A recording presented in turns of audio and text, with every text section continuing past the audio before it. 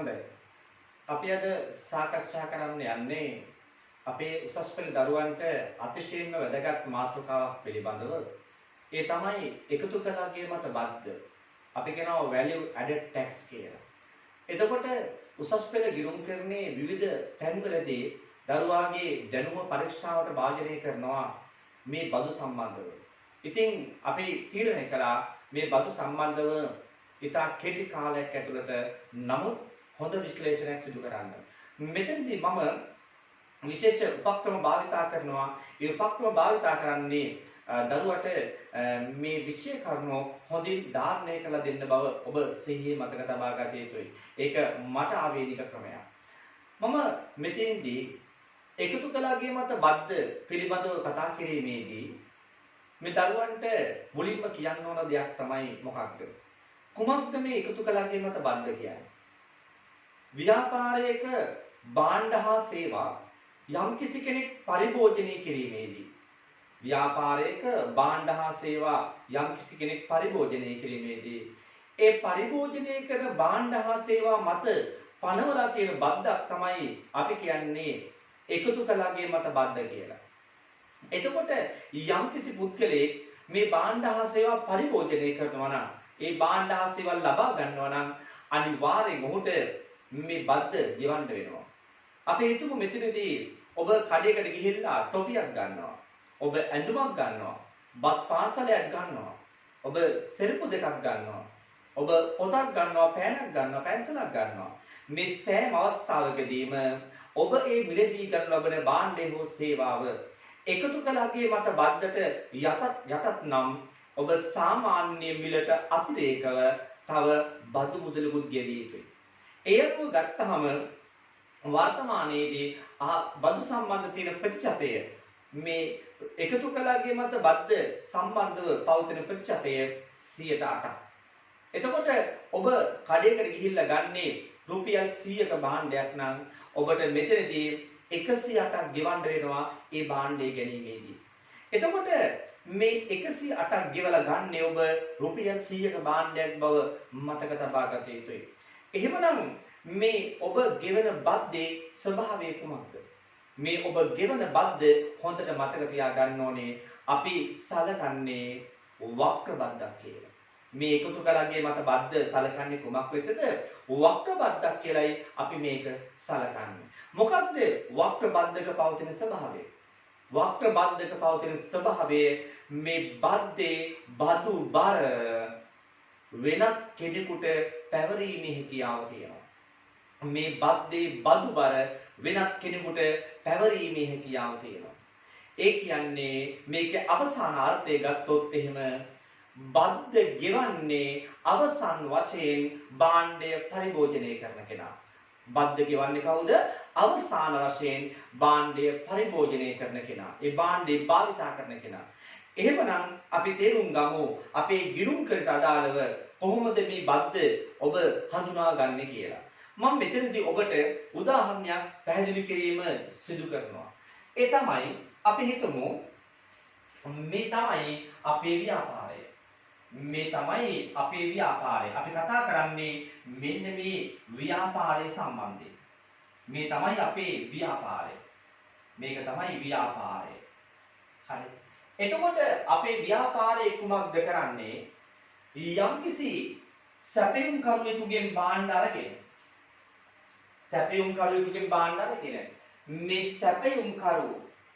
මේ සැපයුම් කරු අපි හැඳින්වීම කරමු මහින්ද සමාගම කියලා.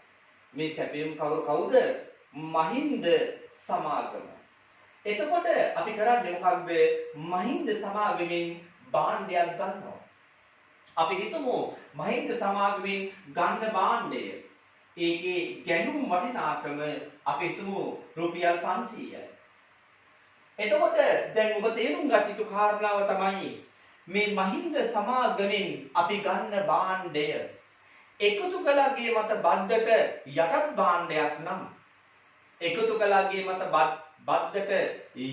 භාණ්ඩයක් නම් අපිට මේ රුපියල් 500 විතරක් ගෙවලා හරියන්නේ නැහැ අපි මේ භාණ්ඩය ගැනීමේදී. මේ 500ට අමතරව අපිට වැට් කියලා මුදලකුත් ගෙවන්න සිද්ධ වෙනවා. එතකොට අපිට ගෙවන්න වෙන වැට් එක 8%. 500ට 8%යි කියලා කියන්නේ රුපියල් කීයක්ද? 40ක්. ඒ කියන්නේ අපි මේ භාණ්ඩය ගැනීමේදී මේ 500ක භාණ්ඩය ගැනීමේදී අපි ගෙවිය යුතු මුදල කීයක් බවට පත් වෙනවද? 540ක් බවට පත් වෙනවා. එතකොට අපි මේ 500ක භාණ්ඩය ගන්නේ රුපියල් කීයක් ගෙවලද? 540ක් ගෙවලා. එතකොට මේ ගත්ත භාණ්ඩය අපි ඊළඟ සැරේ මොකද කරන්නේ? අපේ ව්‍යාපාරය ගැනුම් විකුණුම් කරන ව්‍යාපාරයක් නම් අපි මේ ගත්ත භාණ්ඩය අපි අලෙවි කරනවා. කාටද අලෙවි කරන්නේ? අපේ පාරිභෝගිකයන්ට.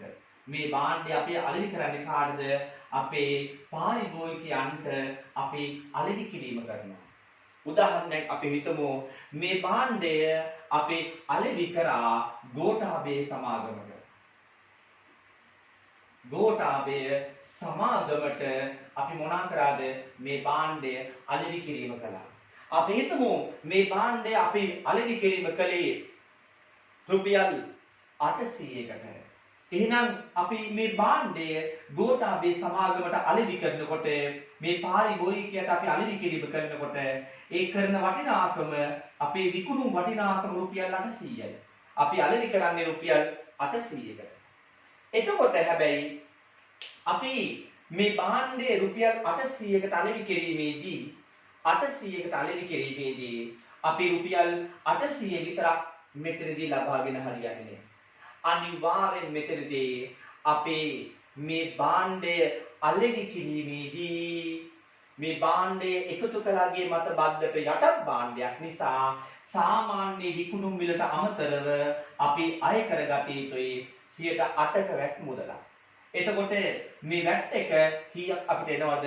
800ට 8%ක් කියලා කියන්නේ 64යි. එහෙනම් මෙතනදී අපිට මේ භාණ්ඩය වෙනුවෙන් ලැබිය යුතු මුදල කීයක් වෙනවද? ලැබිය යුතු මුදල කීයක් වෙනවද? ගෝඨාභය සමාගමෙන් රුපියල් 864ක්. එතකොට රුපියල් 800ක භාණ්ඩයක් අපි අලෙවි කරන්නේ කීයකටද? 864කට. එතකොට අපි වැඩිපුර ගන්නවා රුපියල් කීයක්ද? 64ක්. දැන් මම ඔබෙන් අහන ප්‍රශ්නය තමයි මොකක්ද? ගෝඨාභය සමාගමෙන් අපි රුපියල් 64ක වැඩිපුර මුදලක් අය කරගත්තා වැට් එක කියලා. ඒ වගේම අපි භාණ්ඩ ගැනීමේදී මොකද වෙන්නේ? මහින්ද සමාගමෙන් භාණ්ඩය ගත්තේ. අපි භාණ්ඩය ගැනීමේදී වැඩිපුර 40ක් ගෙවුවා. මොකක්ද? වැට් එක කියලා. එතකොට දැන් මෙතනදී ඔබට තේරෙනවා මේ ක්‍රියාවලිය තුළ විකුණුම් කරුවන් දෙන්නෙක් ඉන්නවා. කවුද විකුණුම් කරුවන් දෙන්න? මහින්ද සමාගම විසින් අපිට විකුණනවා භාණ්ඩ.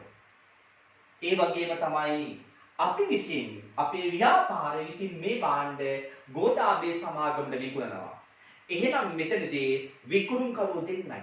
කවුද විකුණුම් කරුවෝ දෙන්න? එක්කෙනෙක් මහින්ද සමාගම, අනිත් කෙනා මේ අපේ ව්‍යාපාරය. එතකොට මේ විදිහට මේ විකුණුම් කරුවන් තමන්ගේ භාණ්ඩය තමන්ගේ ගැනුම් කරුවාට විකිණීමේදී ඇයි මෙහෙම බද්දක් අය කරේ?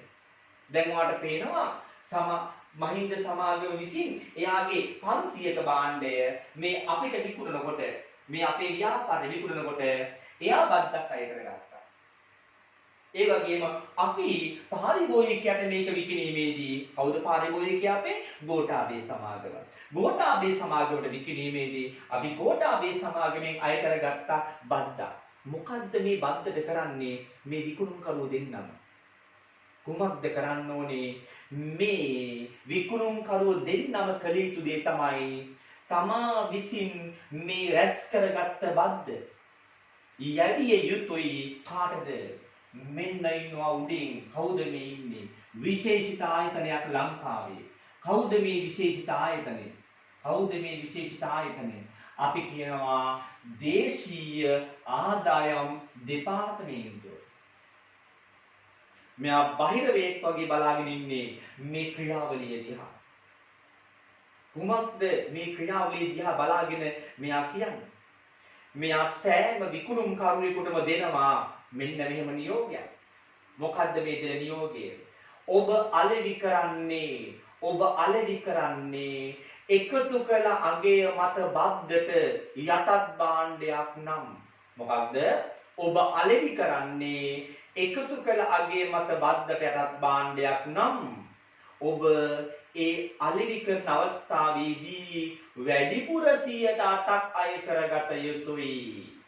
ඒ වැඩිපුර අය කරගත්තු මුදල මට එවිය යුතුයි. මට කියන්නේ කාටද? දේශීය ආදායම් දෙපාර්තමේන්තුවට එවිය යුතුයි. අන්න ඒක තමයි මෙයා දෙන කොන්දේසිය.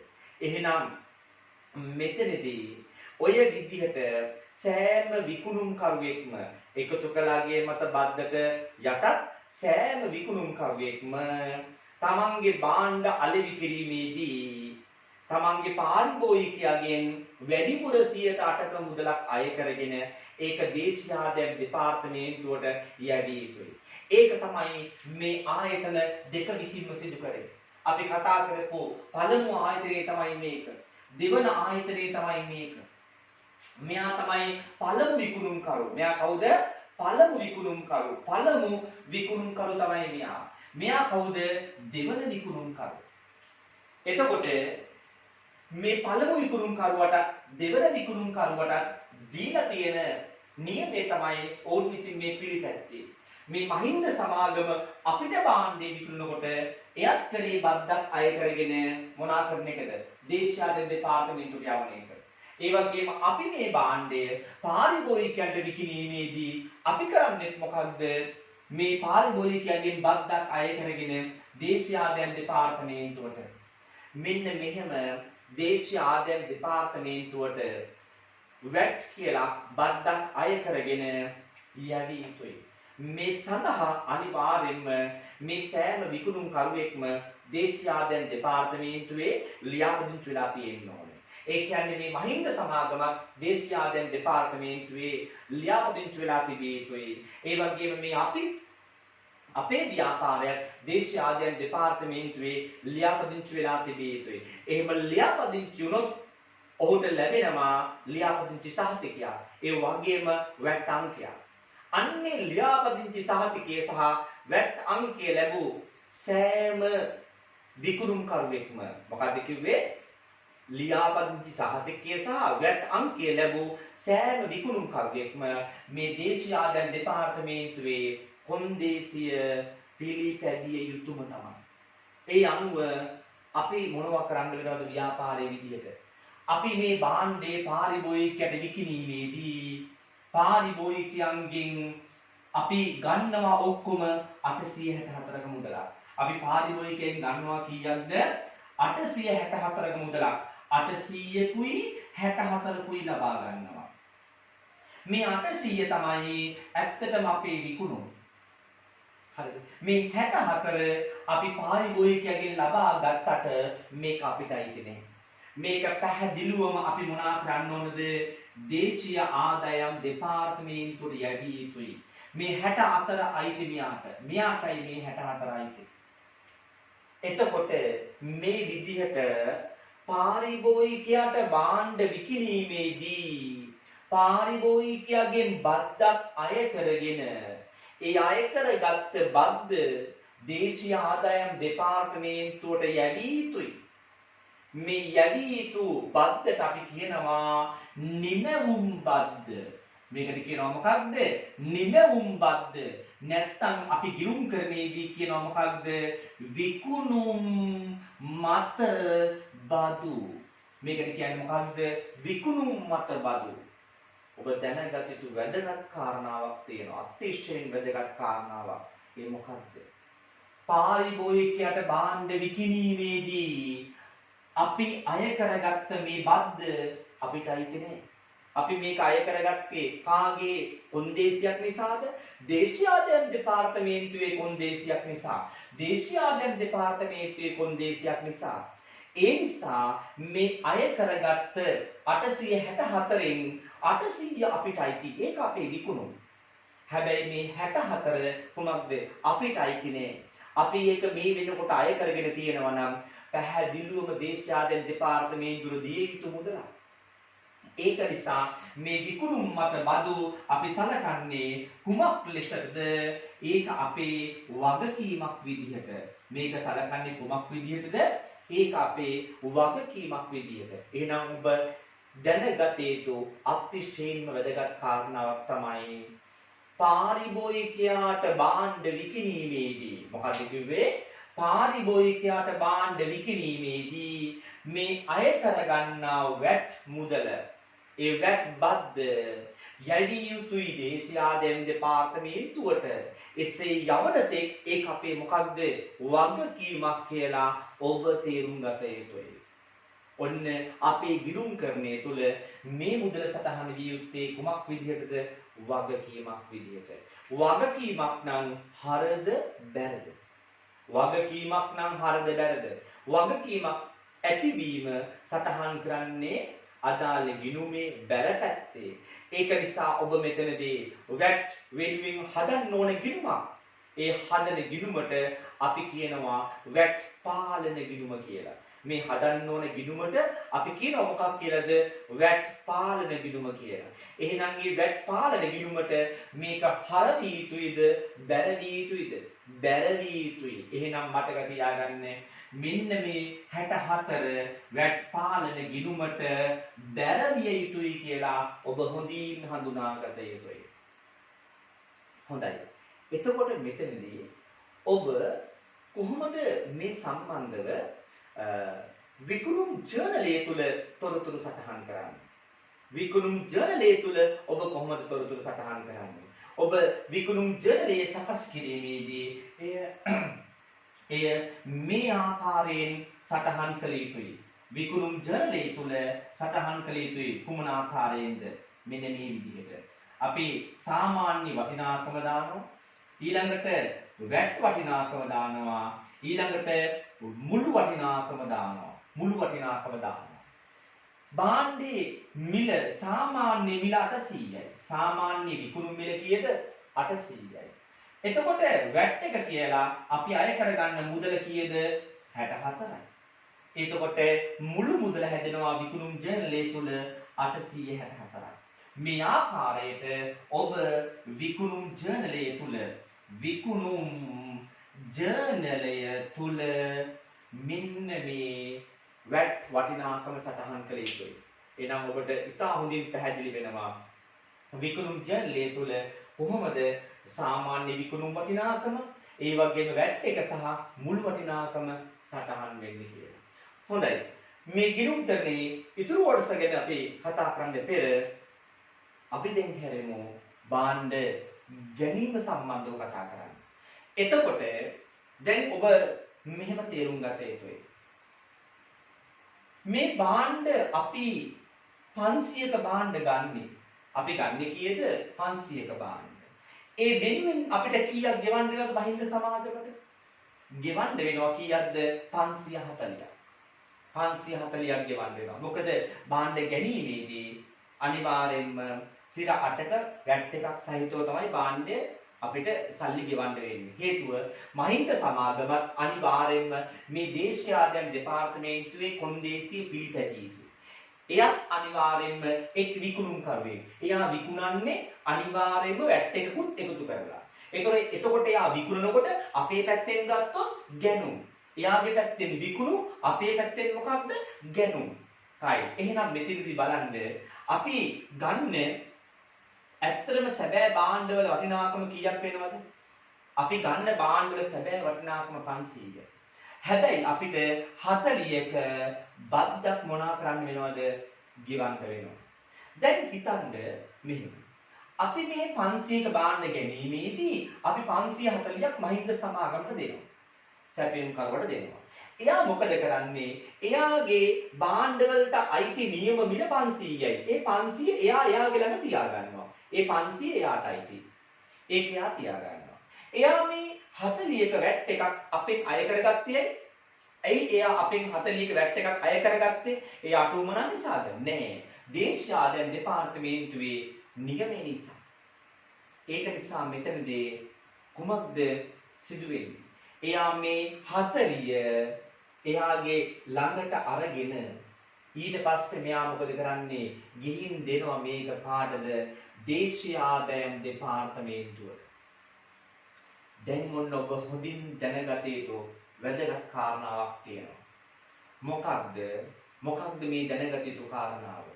අපි භාණ්ඩ ගැනීමේදී 40ක වැට් එකක් ගෙව්වා සැපයුම් කරුවට එයා ඒක ගිහින් දුන්නා කාටද? දේශීය ආදායම් දෙපාර්තමේන්තුවට. එහෙනම් මහින්ද සමාගම තමයි මේ 40 අපෙන් අරගෙන දේශීය ආදායම් දෙපාර්තමේන්තුවට ගිහින් දුන්නේ. ගිහින් දුන්නේ එයා වුණාට ඇත්තටම කවුද මේ 40 ගෙවලා තියෙන්නේ?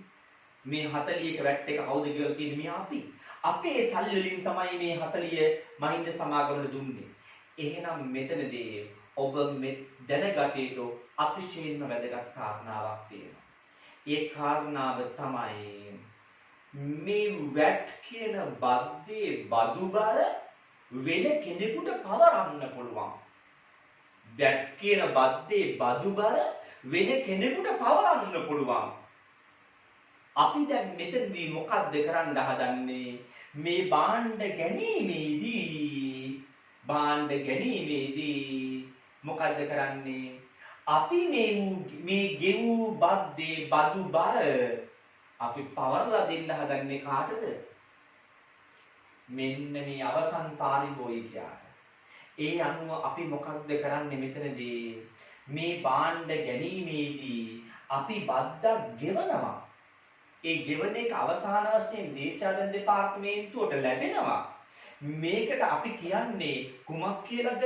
මෙන්න මේ 40ට අපි කියනවා යෙදවුම් බදු කියලා. මේ 40ට අපි කියනවා මොකක්ද? යෙදවුම් බදු. නැත්තම් අපි කියනවා මොකක්ද?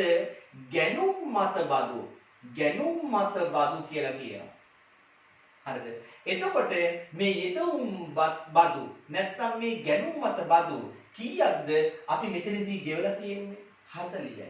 දැන් හොඳින් දැනගත යුතු කාරණාව තමයි අපි මේ 40 දේශීය ආදායම් දෙපාර්තමේන්තුවට ගෙවුවට ඒ ගෙවන මුදල අපිට නැවත ලැබෙනවා කියලා හිතාගන්න සරල භාෂාවෙන්.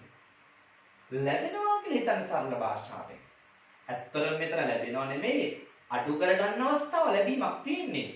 අඩු කර ගැනීමට අවස්ථාවක් තියෙන්නේ. නමුත් ඔබ තේරුම් ගන්නකො ලැබෙනවා කියලා. right. එතකොට හැබැයි මේක ලැබෙනවා කියලා මම කිව්වේ ඒක ලැබෙන තෙක් ඒක තියෙන්නේ කොතනද? දේශීය ආදායම් දෙපාර්තමේන්තුවේ. ඒක සලකන්නේ අපි අපේ කුමක් ලෙසද? වත්කම් විදියට. ඒක සලකන්නේ මොකක් විදියටද? වත්කම් විදියට. එතකොට ඔයා සරලව තේරුම් ගත යුතු කාරණාව මේකයි. ඒ තමයි අපි භාණ්ඩ ගැනීමේදී වැට් එකක් ගෙවලා තියෙනවා සැපයුම් කරුවා හරහා දේශීය ආදායම් දෙපාර්තමේන්තුවට. ඒක අනාගතයේදී නැවත ලැබෙනවා. ඒක ලැබෙන තෙක් ඒ ලැබී යුතු මුදල අපේ කුමක්ද? වත්කම. වත්කමක් නම් ඒක හර සටහනක්ද බැර සටහනක්ද? හර සටහනක්. එහෙනම් භාණ්ඩ ගැනීමේදී ගෙවන වැට් එකට අපි කියන්නේ යෙදවුම් බදු නැත්නම් ගැනුම් මත බදු. ඒ ගැනුම් මත බදු සලකන්න ඕනේ ඔයා ගිණුම් කරන්නේදී කුමක් ලෙසකටද? වත්කමක් විදිහට. දේශීය ආදායම් දෙපාර්තමේන්තුවෙන් අපිට ඒක ලැබෙන මුදලක් විදිහට.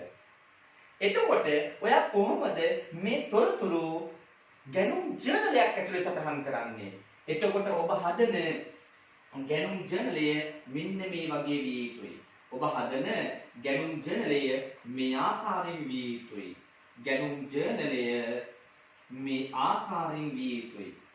සාමාන්‍ය වටිනාකම මෙතන දානවා. ඊළඟට වැට් වටිනාකම මෙතන දානවා. මෙතන දානවා ඔබ මුළු වටිනාකම. එතකොට සාමාන්‍ය වටිනාකම භාණ්ඩවල 500යි. මෙතනදී අපිට භාණ්ඩ ගැනීමේදී ගෙවන්න වෙන වැට් එක 40යි. එහෙනම් මෙතනදී මුළු වටිනාකම කීයක් එනවද? 540ක් එනවා. එතකොට ඔබ ගැනුම් ජර්නල් එකක් ඇතුලේ වැට් එක සටහන් කළ යුතු ආකාරය, සාමාන්‍ය ගැනුම් සහ වැට් එක සටහන් කළ යුතු ආකාරය තමයි අපි මෙතනදී මේ පැහැදිලි කිරීම කළේ. එතකොට ඔබ මෙතනදී බොහොම සරලව තේරුම් ගත යුතු දෙයක් තියෙනවා. මොකක්ද? පාරිභෝගිකයට භාණ්ඩ විකිණීමේදී එයාගෙන් අය කරගෙන දේශීය ආදායම් දෙපාර්තමේන්තුවට යවන පද්ද ඒක යවන තෙක් අපේ වගකීම. ඒ වගේම භාණ්ඩ ගැනීමේදී අපි බද්දක් ගෙවනවා. ඒ ගෙවන බද්ද දේශීය ආදායම් දෙපාර්තමේන්තුවේ නැවත අපිට ලැබෙනවා. ඒක ලැබෙන තෙක් ඒක අපේ මොකක්ද? වත්කම. ඒතකොට මම ඔබට මේක පැහැදිලි කරලා දෙන්න ගත්ත විශේෂ උපක්‍රමයක් මේක. එතකොට මෙතනදී ඔබ මතක තබා ගත යුතු වැදගත් කාරණාවක් මේකේ තියෙනවා. ඇත්තටම මෙතනදී මේකයි වෙන්නේ. ඒ තමයි මේ මහින්ද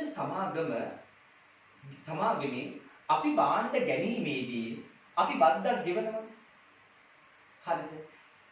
ඒ ගෙවන බද්ද මේ බද්දේ ස්වභාවය අනුවම අපිට පුළුවන්කම තියනවා මොකක්ද? වෙන කෙනෙකුට පවරන්න.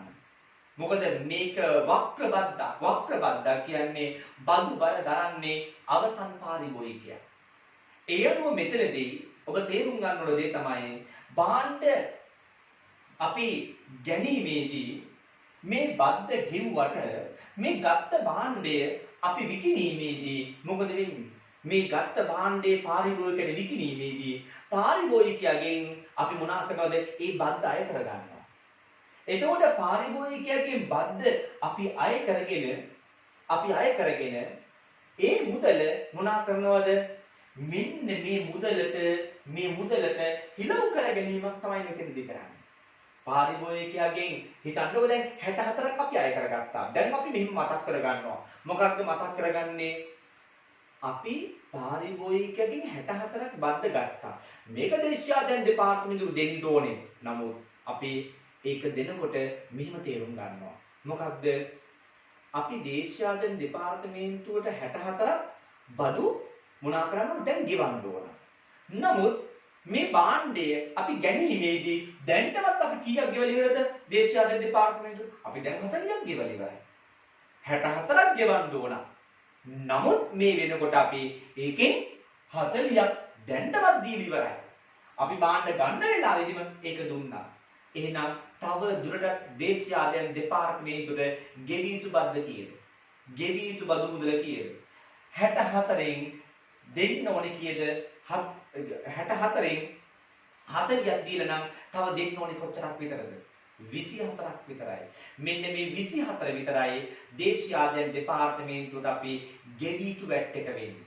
එතකොට මේ ගෙවි යුතු වැට් එක තමයි අපි ඒ නියමිත දිනේදී දේශීය ආදායම් දෙපාර්තමේන්තුවට දිය යුතු වන්නේ. අන්නේ ගෙවි යුතු මුදල අපි සටහන් කිරීමේදී අපිට වැට් පාලන ගිණුමක් මේ සඳහා භාවිතා කිරීමේ හැකියාව තියෙනවා. මොකක්ද? වැට් පාලන ගිණුමක් මේ සඳහා භාවිතා කරන්න පුළුවන් ඒ ගෙවි යුතු මුදල සෙවීමේදී. කොහොමද අපි ඒක සටහන් කරන්නේ? මම ඒ සටහන් කිරීමේ කාර්යය අනෙකුත් දිත්ත සටහන් සමගම ඔබට මතක් කිරීම කරලා දෙනවා මෙතනදී. ඒ තමයි ඔබට මතකයිද මීට කලින් ණයට විකුණුම් වල දිත්ත සටහන මම ඔබට පැහැදිලි කරලා දුන්නා. ණයට විකුණුම් වල දිත්ත සටහන. මොකක්ද ණයට විකුණුම් වල දිත්ත සටහන? ණය ගැති පාලන ගිණුම හර විකුණුම් ගිණුම බෑ. මොකක්ද? ණය ගැති පාලන ගිණුම හර විකුණුම් ගිණුම බෑ. එහෙනම් ඔන්න මම මෙතනදී ඔබට මේ පිළිබඳව සටහන දාලා පෙන්නනවා. මේ පිළිබඳව සටහන මෙතන මම දාලා පෙන්නනවා. කොහොමද? ණය ගැති පාලන ගිණුම. අනික මොකක්ද? විකුණුම් ගිණුම. දැන් බලන්න මේකේ වැට් නැතුව සාමාන්‍ය අපේ නියම විකුණුම් අගය කීයද? නියම විකුණුම් අගය කීයද? 800යි. ඒක තමයි අපේ දිත්ත සටහන් වල පළවෙනි සටහන. සාමාන්‍ය විකුණුම් අගය. සාමාන්‍ය විකුණුම් වල දිත්ත සටහන මොකක්ද? ණය ගති පාලන ගිණුම හර වෙන්න ඕන 800. විකුණුම් ගිණුමට බැර වෙන්න ඕනේ 800. ඔන්න සාමාන්‍ය ණයට විකුණුම් වල දිත්ත සටහන. ඒක ඔබ දන්නවා. ඊළඟට පාරිභෝගිකයන්ගෙන් අය කරගත්ත මේ වැට් එක 64. මේ 64 දිත්ත සටහන තමයි අංක 2. කොහොමද ඒ අංක 2 දිත්ත සටහන දාන්නේ? මේක අංක 1. මේක අංක 1 දිත්ත සටහන. ඊළඟට අංක 2 දිත්ත සටහන මොකක්ද? අංක 2 දිත්ත සටහන මොකක්ද? මම ඔබට කිව්වා මේ පාරිභෝගිකයන්ගෙන් අය කරගන්න බද්ද මේ 64 අපේ වගකීමක් නම් හරද බැරද? බැර කියලා මං කිව්වා. ඒක එහෙම බැර නම් ඒක වැට් පාලන ගිණුමට මොනවා වෙනවද? බැර විය යුතුයි 64. කොච්චරද හර වෙන්නේ? ඒ මුදල අපි අය කරගන්නේ කාගෙන්ද? පාරිභෝගිකයන්ගෙන් තමයි ඒක අය කරගන්නේ. ඒතර ඔයාලට පේනවා අපි භාණ්ඩ 800ක භාණ්ඩ විකිණීමේදී පාරිභෝගිකයන්ගෙන් අපිට ලැබිය යුතු මුදල ඔක්කොම කීයද? 864. 800ට අමතරව 67ක් අපිට යාගින් ලැබිය යුතුයි. එහෙනම් ඒ මුදල ගන්නේ අපි මේ පාරිභෝගිකයාගෙම තමයි. ඒ කියන්නේ කවුද? මේ ගෝඨාභය සමාගම තමයි. එයාට තමයි අපි භාණ්ඩ මේ විකුණන්නේ. එහෙනම් ගෝඨාභය සමාගමෙන් තමයි අපිට මේ මුදල ලැබිය යුත්තේ. එහෙනම් භාණ්ඩ වලට නියමිත මුදල වගේම අපිට වැට් එකක් අපි ලබා ගන්න කාගෙන්ද? ගෝඨාභය සමාගමෙන්ම තමයි. ඒ අනුව ගෝඨාභය සමාගමෙන් අය කරගන්න වැට් එක තමයි අපි දේශීය ආදායම් දෙපාර්තමේන්තුවට මේ යැදී යුතුයි කියලා කියන්නේ. එහෙමනම් දැන් තේරුම් ගන්න මොකක්ද? අපි මේ වැට් එක කොහොමද සටහන් කිරීම කරේ මෙතනදී? මම සාරාංශ කිරීමක් ඔබට කරනවා මෙන්න මේ සියල්ල සම්බන්ධයෙන්. ඒ තමයි අපි පාරිභෝගිකයට භාණ්ඩ විකිණීමේදී පාරිභෝගිකයාගේ බද්දක් අය කරගන්නවා. ඒක යැදී යුතුයි දේශීය ආදායම් දෙපාර්තමේන්තුවට. ඒක යවනතෙක් ඒක අපේ වගකීමක්. ඒකට අපි කියනවා විකුණුම් මත බදු නැත්නම් නිමැවුම් බද්ද. එතකොට ඒ බදු සම්බන්ධව විකුණුම් ජර්නලයේ සටහන් වෙන්නේ මේ ආකාරයට. සාමාන්‍ය විකුණුම් වගය, බද්ද සහ බදු සහිත විකුණුම් වගය. ඊට පස්සේ මේවා දෙක සටහන් කරන්නේ කොහොමද? සාමාන්‍ය විකුණුම් වගේ සටහන් කරන්නේ සුපුරුදු පරිදි ණය ගති පාලන හර විකුණුම් ගිණුම බැර. ඒ වගේම මේ අය කරගන්න බද්ද අපේ වගකීමක්. ඒක අපි දේශීය ආදායම් දෙපාර්තමේන්තුවට යැවිය යුතුයි. වගකීමක් නම් ඒක වැට් පාලන ගිණුමට කුමක් වෙනවද? බැර. ඒක අපි අය කරගත යුත්තේ කාගෙන්ද? ණය ගැතියාගෙන්. ඒ නිසා ණය ගැති පාලන ගිණුමට හර. එතකොට මෙතනදී මේ ගිණුම් වල තියෙන දේවල් අපි අරගෙන යෑමේදී ඉදිරි පීවරයන් වලට ඔබ තේරුම් ගන්න ඕනේ මේ විකුණුම් කියලා කියන්නේ අපේ ඇත්තම ආදායම. ඒ විකුණුම් ආදායම ඇත්තම ප්‍රමාණය 800යි. මේක තමයි අපි ආදායම් ප්‍රකාශනයේ විකුණුම් කියලා සටහන් කරන්නේ. බදු සහිත වටිනාකම නෙමෙයි. එතකොට මෙන්න මේ විකුණුම් තමයි අපේ ආදායම් ප්‍රකාශයේ අපි විකුණුම් කියලා සටහන් කරන්නේ. ඔබ මතක තබා ගත යුතුයි. එතකොට ආදායම් ප්‍රකාශනයේ වෙළඳ ගිණුම තුල විකුණුම් කියලා ඉන්නේ වැට් රහිත වටිනාකම කියලා තේරුම් ගන්න. ඒ තමයි මේ විකුණුම් ගිණුමේ වටිනාකම. එතකොට අපිට ණය ගැතියන්ගෙන් ලැබිය යුතු මුළු මුදල හැදෙන්නේ කොහොමද? විකුණුම් අගය සහ වැට් කියන දෙකේම එකතුවෙන්. ඒ වගේම අපි මේ 64 යැවිය යුතුයි දේශීය ආදායම් දෙපාර්තමේන්තුවට. ඒක අපේ වගකීමක්. එතකොට අපි මෙතනදී තාම ඒ සුද්ධ වගකීම මම හඳුනා ගන්න විදිහ ඔබට කිව්වේ නෑ. right? එතකොට ඒ අනුව මම සුද්ධ වගකීම හඳුනා ගන්න විදිහ කියලා දෙනවා. මේ පැත්ත ගැන කතා කරලා ඉවර වෙනවා. ඒ අනුව අපි මේ පාරිභෝගිකයට විකුණන්නේ සැපයුම් කරුවන්ගෙන් ගත්ත භාණ්ඩ. ඒ භාණ්ඩ ගැනීමේදී අපිට ගෙවන්න වෙනවා වැට් එකක්. ඒ වැට් එක සැපයුම් කරුවා දේශීය ආදායම් දෙපාර්තමේන්තුවට ගිහින් දෙනවා. ඒ මුදල අපිට මොකද වෙන්නේ? සරලව හිතන්න කිව්වා දේශීය ආදායම් දෙපාර්තමේන්තුවෙන් ලැබෙනවා. නමුත් ඇත්තම කතාව අඩු කර ගැනීමට ලැබෙනවා. කුමකින් අඩු කර ගැනීමටද? මෙන්න මේ 64න් අඩු කර ගැනීමට.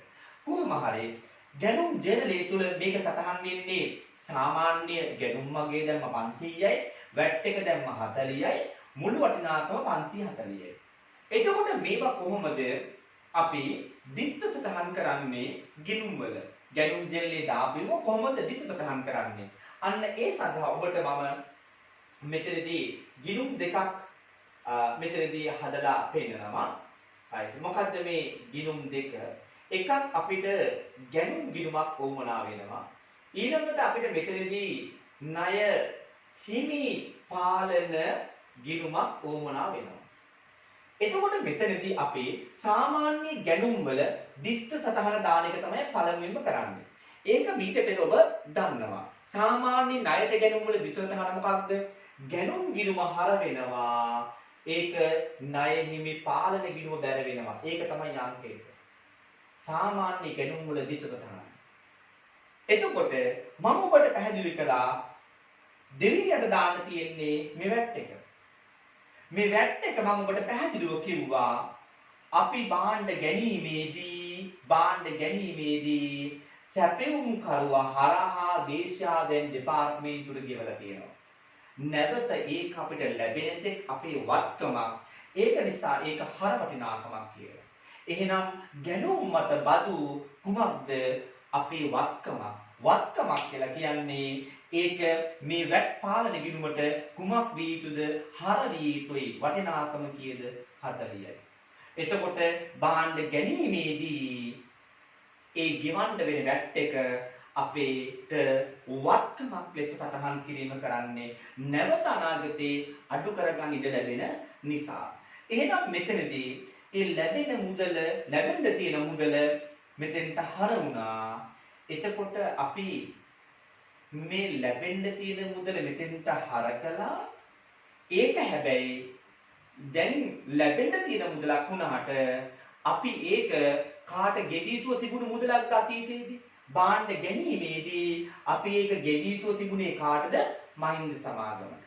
එහෙනම් ඒක මහින්ද සමාගමට ගෙවී යුතු මුදලක් නිසා මහින්ද සමාගමේ ඒ ණය හිමි පාලන ගිණුමට මොනවා වෙනවද? ඒක බැරවිය යුතුයි. ඒ අනුව භාණ්ඩ ගැනුම් මත බදු වල දිත්ත සටහන මොකක්ද? වැට් පාලන ගිණුම හර ණය හිමි පාලන ගිණුම බැර. ඒ අනුව ඔබ තේරුම් ගත යුතුයි ගැනුම් මේ ප්‍රමාණය තමයි ආදායම් ප්‍රකාශනයේ තුල අපි පෙන්눔 කරන්නේ ගැනුම් හැටියට. විකුණුම් පිළිවෙල සෙවීමේදී ගැනුම් කියලා ගන්නේ වැට් රහිත වටිනාකම බව ඔබ ඉතා හොඳින් දැනගත යුතුයි. වැට් එක නැතුව වටිනාකම බව ඉතා හොඳින් දැනගත යුතුයි. අපි භාණ්ඩ ගැනීමේදී සාමාන්‍ය මිල පමණක් නොවේ වැට් එකත් එක්ක 540ක් සම්පූර්ණයෙන්ම මහින්ද සමාගමට ගෙවිය යුතුයි. ඒ ගෙවිය යුතු මුදල අපේ වගකීමක් බව ඔබ හඳුනාගත යුතුයි.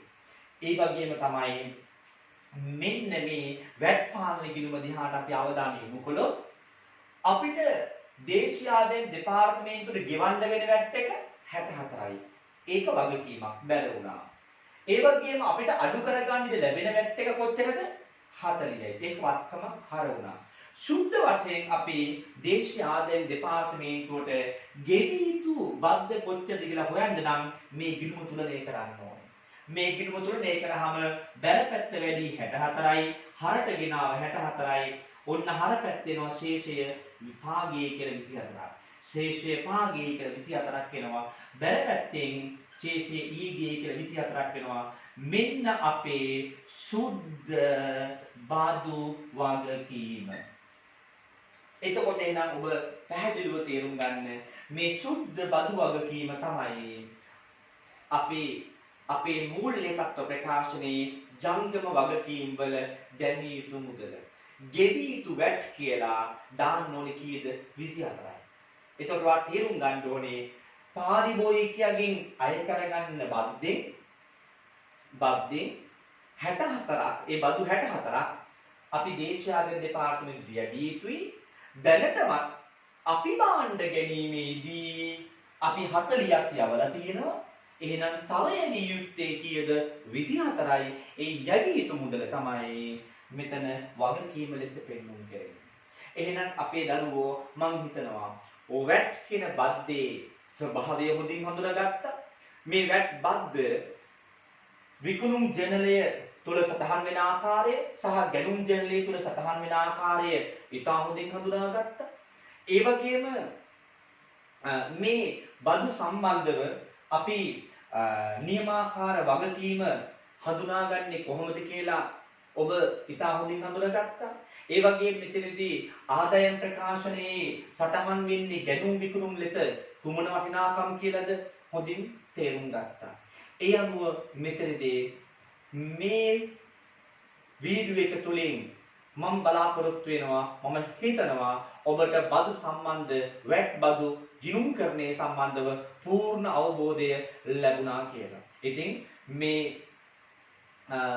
බදු සම්බන්ධ මේ මම කරපු පැහැදිලි කිරීම ඔබ ඔබගේ යාළු මිත්‍රය අතර ෂෙයා කරන්න. ඒ වගේම ඔබ මතක ඇතුව subscribe කරන්න accounting brain YouTube channel එක. ඔබට ඉදිරියේදී ගිණුම්කරණය සම්බන්ධව ඉතාම වැදගත් දේවල් මම මේ ආකාරයට ඔබට සාරාංශගතව පැහැදිලි කරලා දෙනවා.